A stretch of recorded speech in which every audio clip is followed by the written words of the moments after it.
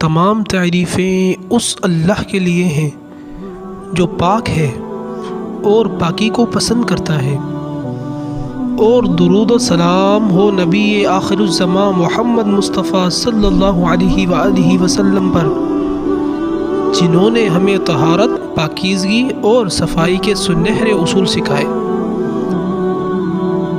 پیارے بھائیوں اور بہنوں، اسلام میں صفائی کو آدھا ایمان قرار دیا گیا ہے۔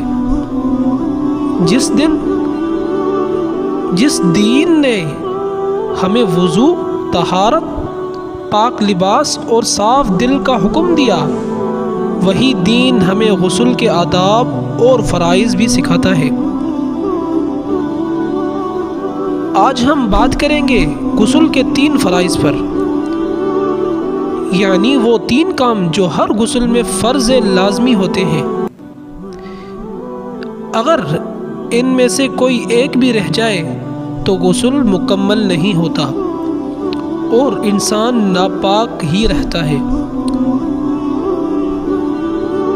تو پہلا فرض یہ ہے، منہ کے اندر خوب اچھی طرح پانی ڈالنا اور کلی کرنا، تاکہ زبان، دانت، تالو اور پورا منہ اچھی طرح دھل جائے۔ یاد رکھیں، اگر صرف ہونٹ دھو لیے اور اندر پانی نہیں پہنچا تو غسل مکمل نہیں ہوگا۔ دوسرا فرض، ناک کے نرم حصے تک پانی پہنچانا بھی فرض ہے، یعنی اتنا کہ اگر روزہ نہ ہو تو ناک کے اندر تک پانی جائے۔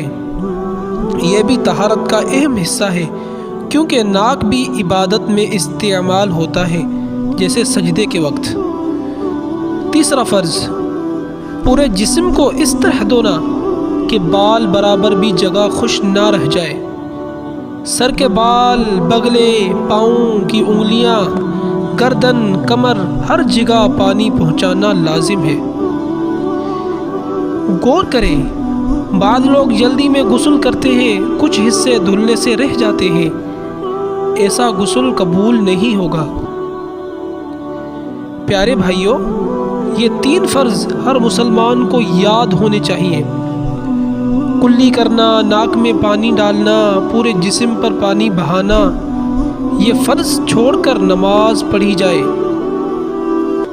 قرآن کی تلاوت کی جائے یا روزہ رکھا جائے تو عبادت کا کوئی فائدہ نہیں ہوگا، کیونکہ ناپاکی کے ساتھ